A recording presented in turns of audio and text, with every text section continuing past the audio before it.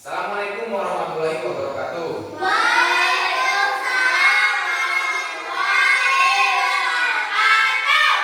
Baik, alhamdulillah ya. Hari ini kita memasuki jam kedua. Tadi pagi sudah belajar banyak olahraga. Gimana? Masih capek? Masih Capek, tapi tetap bersemangat kan? Coba Pak Guru mau tahu kalian kira-kira masih semangat atau enggak? Coba kalau Pak Guru bilang nanti tepuk satu, tepuk ini, Pak, aku, ya jawabnya, aku, tepuk dua, masih, tepuk tiga, semangat, tepuk satu, tepuk dua, masih, tepuk tiga.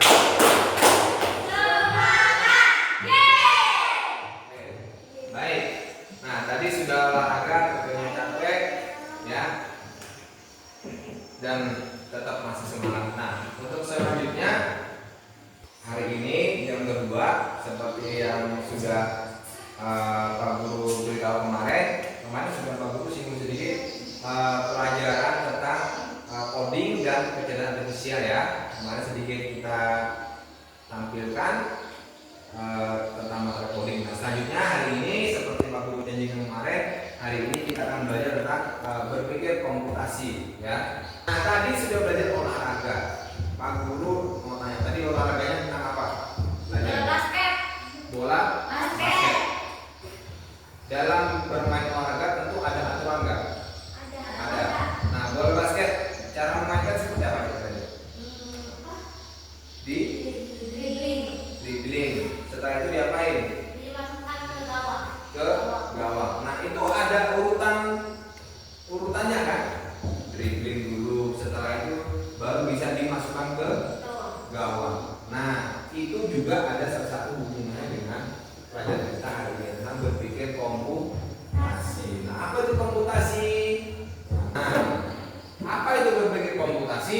Nah, itu berpikir komputasi proses menguraikan masalah rumit menjadi komponen yang lebih sederhana, mengidentifikasi tren, merumuskan rencana, dan menilai hasil dikenal sebagai berpikir komputasi. Nah, komputasi itu sendiri ya berasal dari kata komputer.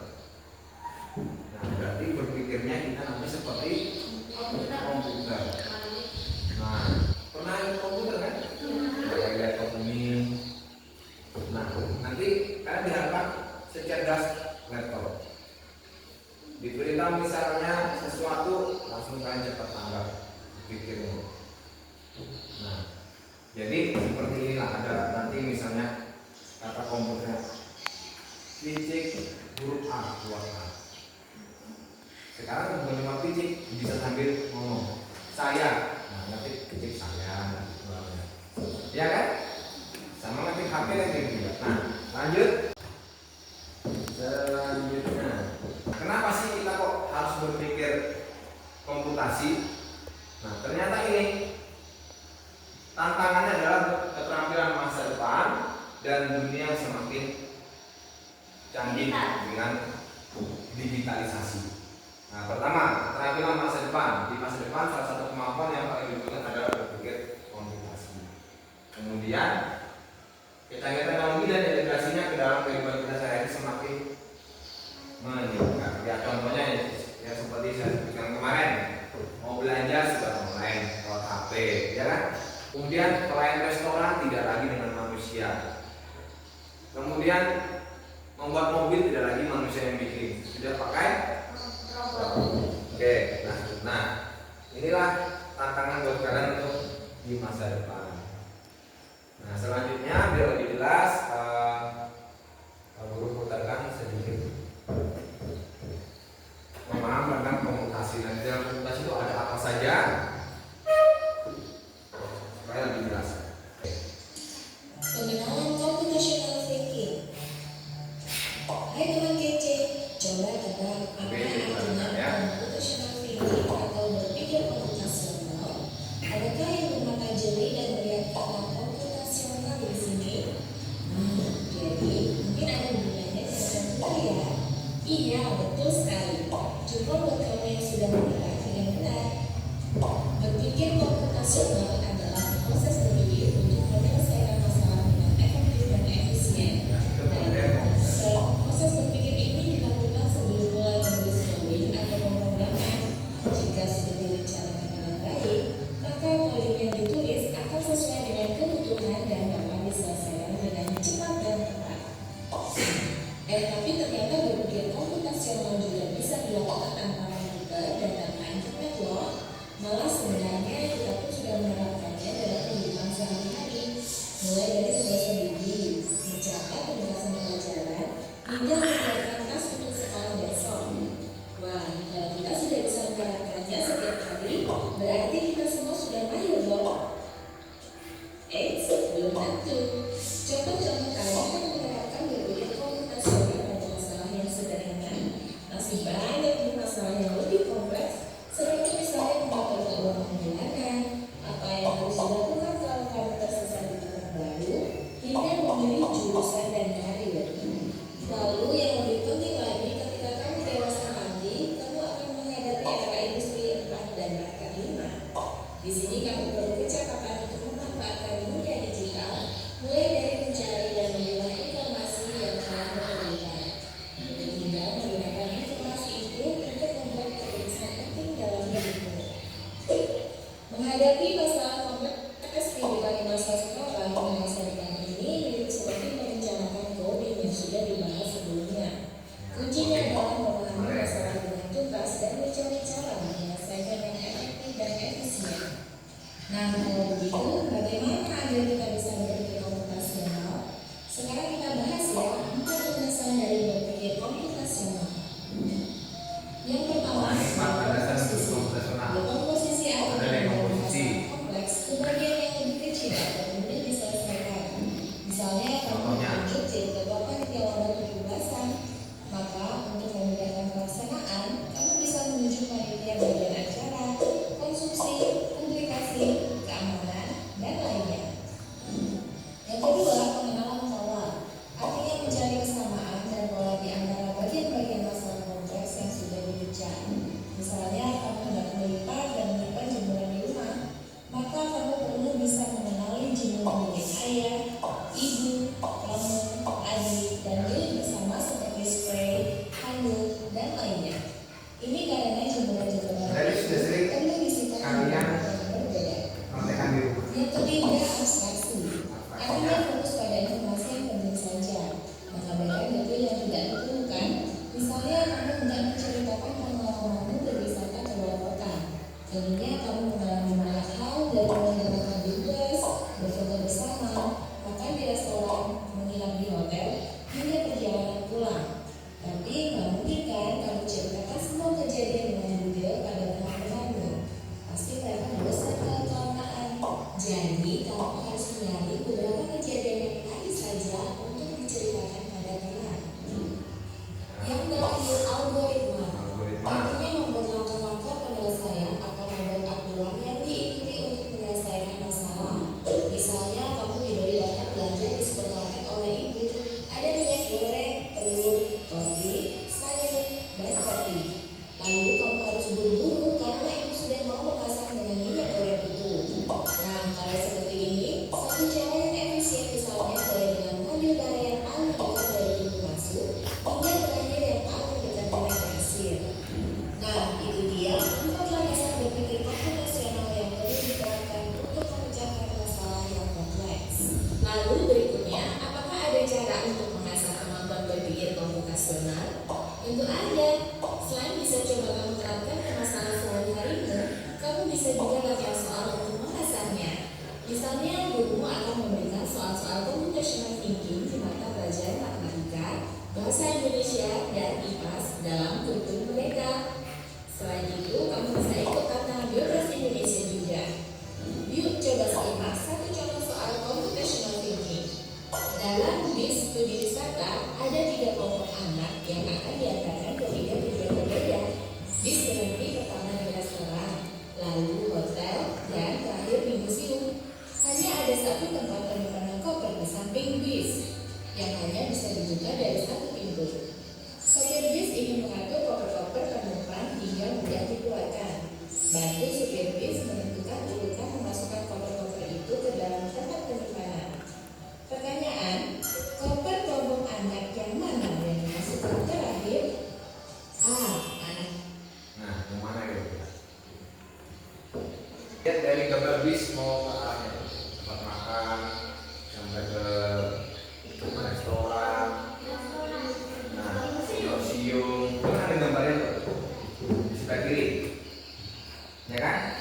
Nah kira-kira anak mana yang kopernya dimasukkan terakhir? Yang ke museum kah? Yang ke restoran atau ke hotel atau yang mana pun boleh, artinya acak sembarang. Kalau tidak itu kan gambar tuh, gambar. Yang manapun. Ada lagi yang restoran duluan, yang terakhir.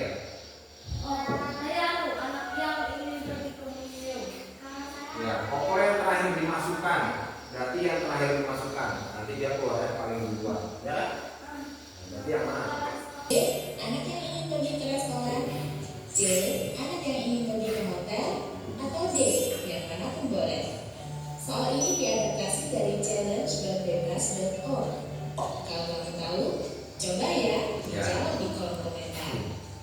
Jawabannya adalah yang tadi yang restoran, karena dari petanya, ya, dari petanya ini udah kelihatan, ya kan? Nah ini, ya, oke, itu yang benar. Nah, baik. Nah itu sedikit tentang komputasi. Ya, tadi ada 4. Pertama ada dekomposisi. Nah, ini supaya kamu naik. Ada 4 yang tadi. Ada dekomposisi, ada abstraksi, ada algoritma, ada pengenalan pola. Nah ini di dalam pemikiran komputasi kita. Dalam hidup sehari itu ada 4 ini prinsipnya. Nah semua ini sering kita lakukan dalam kehidupan sehari-hari. Namun kita tidak terasa bahwa seperti itulah yang dinamakan dengan berpikir komputasi.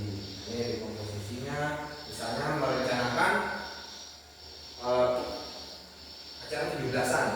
Nah bingung nih, itu harus ngapain, masa sendirian. Nah maka carilah bentuk kepanitiaan. Ada bagian seksi acara siapa, publikasi siapa, konsul siapa, siapa. Nah sama dengan di kelas kita, ada ketua kelas, ada wakil, ada sekretaris, ada bendahara. Nah itu mengelola kelas. Nah sama seperti ini, ada yang dekomposisi. Selanjutnya yang pengenalan pola. Tadi contohnya ketika menjemur baju, kalian bisa memilahkan setelah kering dilipat ini baju Anda, baju ibu, baju saya, baju adik. Nah seperti itu. Sampai sini ada ditanyakan? Tidak ada. Baik, kalau tidak ada, ya silakan bentuk kelompok, ya. Berarti satu kelompok ada yang 3, ada yang 2 orang. Nah, silakan bergabung dengan kelompoknya. Ya, kursinya aja.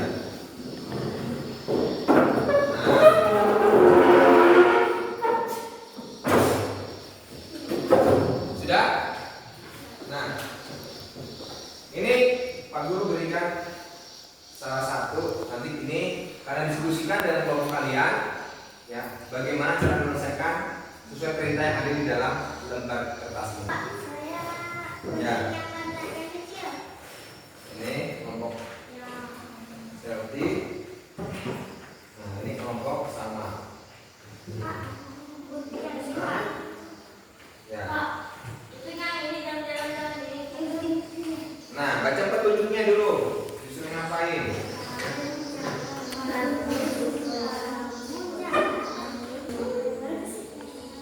Nanti kalau sudah digunting, ditempel di sini ya. Tapi sebelum ditempel, dipasangkan dulu, dicocokkan ke pasangkan. Ya, cocoknya. Ini nih, pas kotak ini dulu ya. Boleh dipotong, boleh. Supaya enak ngomongnya. Nanti disusun supaya sesuai perintahnya ya. Ini meja bagian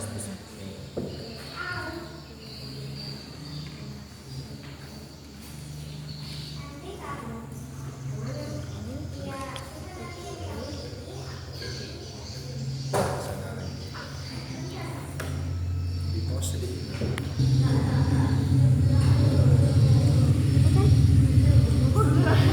Semua biar ganti.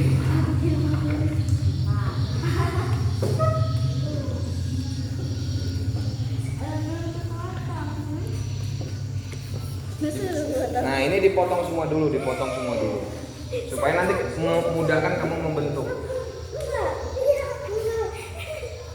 Ini dipaskan di sini. Iya, Pak. Tapi tadinya mah dipotong.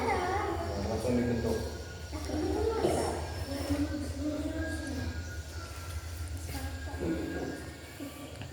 Ini sedikit aja, nggak usah lebar. Sedikit doang sih. Supaya nempel kan sama.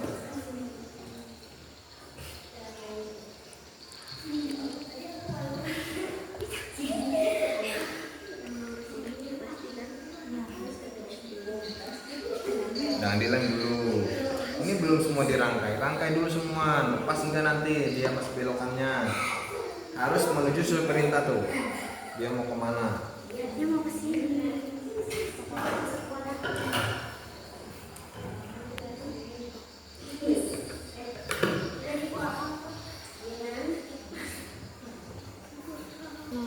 Ya. Coba.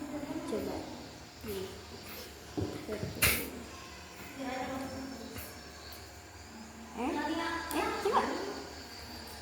Sini ya. Ya Allah. Ya Allah. Iya sih ya. Kebalik. Ya.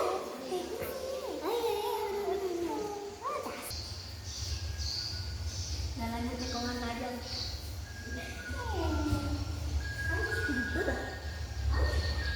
Nah, sudah semua? Kalau sudah, coba kita presentasikan. Silakan dari kelompok siapa dulu? Saya. Assalamualaikum warahmatullahi wabarakatuh. Kenalkan saya Salma Sirwedi dari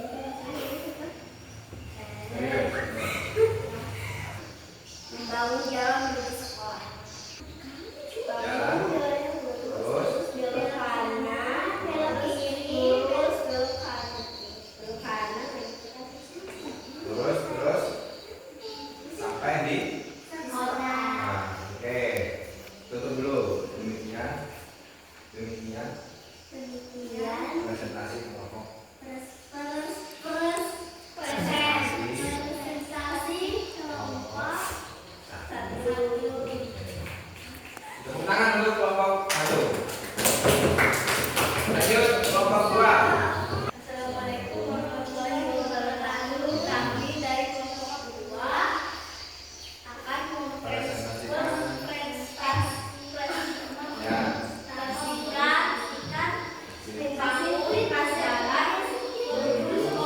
Oke. Bisnya.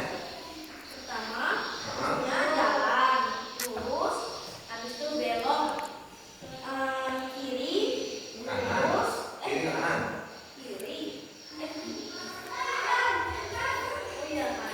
Kanan. Ya. Terus. Oke.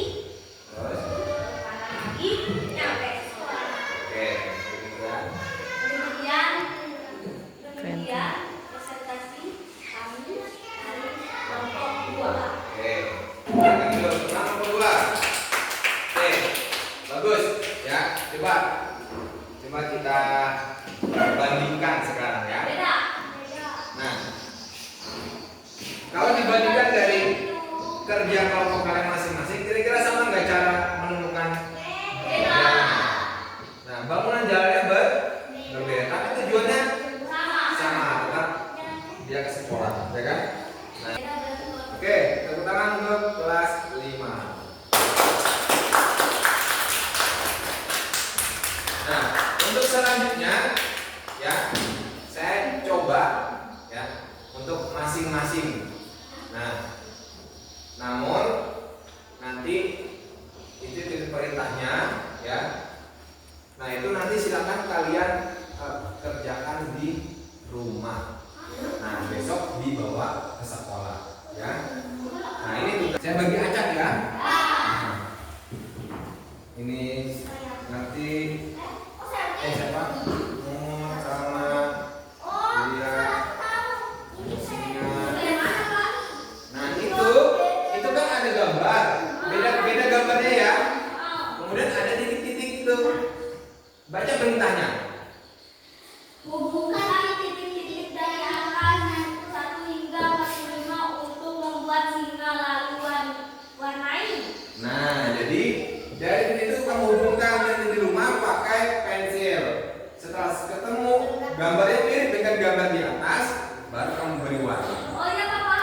Bisa?